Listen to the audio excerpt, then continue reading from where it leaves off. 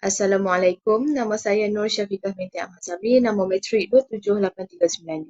Saya akan membentangkan tentang isu dan masalah perkembangan moral dalam agama Islam. Pengenalan. Hasil kerja ini akan memfokuskan terhadap isu dan masalah moral yang berlaku dalam ajaran agama Islam. Seterusnya, saya akan menjelaskan dengan terperinci ajaran agama Islam itu sendiri, menghuraikan konsep ajaran agama dari segi ibadah dan akhlak yang dipilih, seterusnya menghuraikan isu dan masalah agama yang berlaku dalam masyarakat.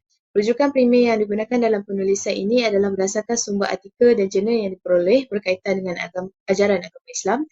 Selain itu, sumber-sumber dari bahan pembacaan sendiri melalui internet, buku ilmiah turut dicari bagi mengetahui lanjut tentang ajaran agama Islam. Pertama sekali, saya akan menjelaskan tentang ajaran agama Islam.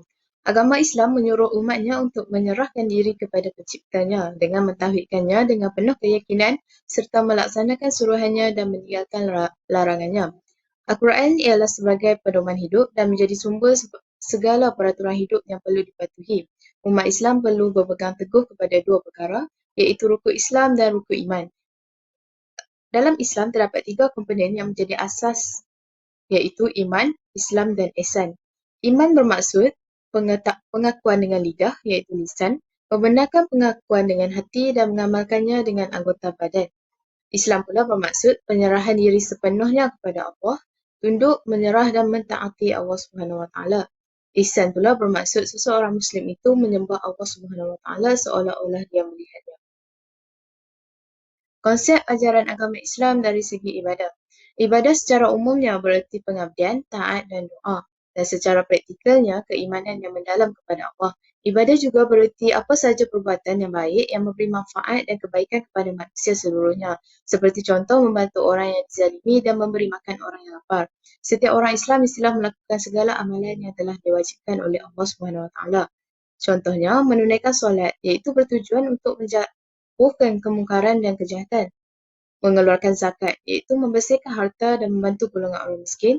Berpuasa, iaitu mendatangkan faedah kesihatan badan dan benteng godaan syaitan. Dan akhir sekali, mengajarkan ibadah haji dan umrah selaku aktiviti berziarah di jalan Allah dan merupakan perhimpunan umat Islam sedunia. Terdapat 6 kewajipan seorang Muslim kepada Muslim yang lain. Yang pertama ialah memberi salam, iaitu medium untuk mengeratkan hubungan persaudaraan, dan adat dalam memberi salam iaitu orang muda lebih utama memberi salam kepada orang yang berusia, kelompok yang sedikit kepada kelompok yang ramai serta berada di dalam kenderaan, lebih afdal memberi salam kepada pejalan kaki atau yang duduk. Kedua, memenuhi undangan saudara kita ke majlis tertentu sekiranya dijemput. Ketiga, memberi nasihat apabila seseorang minta pandangan daripada kita. Keempat, mendoakan saudara kita yang bersin dengan lafaz doa tertentu. Kelima, menziarahi orang yang sakit, iaitu adat-adat ketika menziarahi juga perlu diamalkan. Yang keenam, mengiringi jenazah saudara kita sehingga ke pusaranya. Hal ini bukan sekadar khidmat bakti dan tanda kasih sayang kita kepada saudara kita yang dipanggil menghadap ilahi, tetapi juga untuk menunjukkan empati kita kepada keluarga yang baru kehilangan ahli keluarga. Seterusnya, konsep ajaran agama Islam dari segi akhlak. Pendidikan akhlak dalam Islam amat menekankan kepada penanaman akidah atau rohani. Agama merupakan asas dalam pembentukan akhlak manusia. Tanpa ikatan agama, akhlak dianggap bersifat sementara yang akhirnya membawa kepada kegagalan pendidikan akhlak.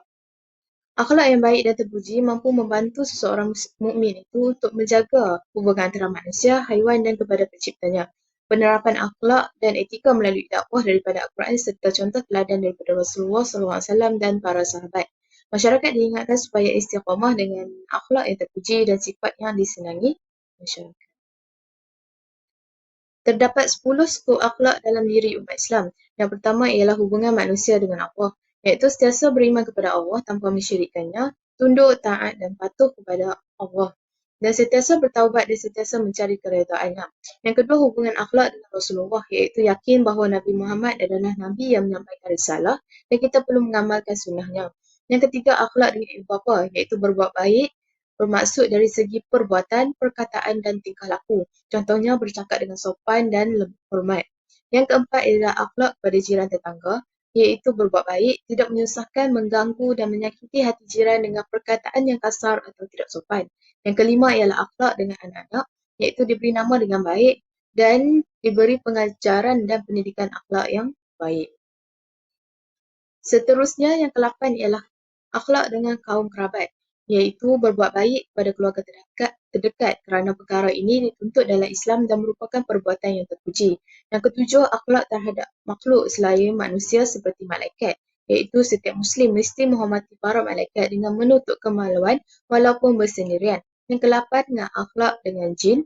Yang ke-9, akhlak adab terhadap haiwan ternakan, iaitu haiwan ternakan mestilah digunakan untuk membuat kerja yang tidak melebihi had kemampuan mereka. Sekiranya hendak menyembelih untuk dimakan, penyembelihan mestilah dilakukan dengan cara yang paling baik. Yang ke-10 adalah adab terhadap haiwan bukan ternakan, iaitu umat Islam dilarang menganiayai haiwan bukan ternakan seperti mencederakannya dengan menggunakan batu. Seterusnya, saya akan menjelaskan tentang isu dan masalah agama yang berlaku dalam masyarakat. Yang pertama ialah pelibatan remaja dalam aktiviti yang meruntuhkan akhlak. Contohnya, pergaulan bebas dan perlakuan zina. Hal ini akan meningkatkan kelahiran anak tak sah taraf dan kebanyakannya berlaku dalam kalangan remaja Muslim di Malaysia. Yang kedua ialah pengaruh budaya barat yang dilihat melalui media massa. Contohnya melalui tayangan filem menyebabkan berlakunya pengaruh hedonisme, sekularisme, liberalisme, iaitu mempengaruhi cara pemakaian, pakaian, pergaulan hidup, hiburan dan cara hidup umat Islam sekarang. Ia akan menyebabkan keruntuhan akhlak berlaku dalam kalangan remaja. Yang ketiga ialah anasir barat, iaitu sekularisme. Anjada perbaratan yang dibawa ke dunia Islam bertujuan untuk membuang jati diri umat Islam dari penganutnya dengan cara dan hujah yang halus. Mengikut Dr. Asaf Al-Hawali, sekularisme terbahagi kepada dua, iaitu yang pertama sekularisme yang memerangi agama seperti komunisme dan kedua ialah sekularisme yang memisahkan cara hidup dengan agama. Yang keempat ialah penjajahan istilah, iaitu Islam kini dijajah dari segi pemikiran. Pelbagai istilah negatif wujud seperti Islamic teroris yang melahirkan Islamofobia di negara-negara barat kini menyekat kebangkitan umat Islam. Yang kelima ialah normalisasi politik antara negara Islam dengan negara Israel. Hubungan antara negara Islam dan Israel adalah luar biasa kerana jenayah yang dilakukan oleh Zionis Yahudi yang merampas bumi umat Islam Palestin lalu dibinanya di atas negara Islam Israel pada 1948. Hal ini dikatakan seolah-olah pelik dan merupakan satu agenda tersusun yang dirangka oleh musuh-musuh Islam. Yang keenam ialah normalisasi budaya songsang, iaitu perjanggahan fitrah semula jadi manusia, di mana golongan LGBT diangkat dan disanjung kerana dibela oleh pihak-pihak di dalam dan di luar negara atas sebab prinsip hak asasi manusia. Malah golongan ini juga turut diangkat sebagai tokoh dalam kalangan masyarakat. Yang ketujuh ialah masalah akidah, iaitu penyebaran fahaman Syiah dan ajaran sesat yang menggelar diri seseorang Muslim tanpa mengamalkan gaya hidup Islam yang sebenar. Yang ke-8 ialah kebebasan dalam agama secara meluas, iaitu ajaran agama Islam dikatakan terlalu ketat serta mengungkung kehidupan. Hal ini berlaku disebabkan keteguhan iman dalam diri tentang ajaran agama Islam adalah kurang. Yang ke-9 ialah aspek kepimpinan dan institusi agama, iaitu agama Islam sendiri dilihat lemah. Ramai pemimpin kini hilang kesedaran berkenaan erti kepimpinan sehingga wujudnya cinta berlebihan terhadap jawatan dan kedudukan, berlakunya penipuan, curang atau menindas orang lain dalam kepimpinan, dan hal ini menunjukkan pemimpin Islam kurang berkaliber serta gagal untuk menyelesaikan masalah yang berlaku. Sebagai kesimpulannya, ajaran agama Islam dilihat sebagai menyeluruh dan merangkumi seluruh aspek kehidupan manusia. Kerohanian merupakan satu aspek yang penting dalam penghayatan agama, di mana penghayatan dari segi akidah, ibadah dan akhlak dan syariah kesemuanya memberi kesan kepada dalaman seseorang individu. Keimanan yang teguh juga melahirkan manusia yang berdaya tahan dan berakhlak mulia.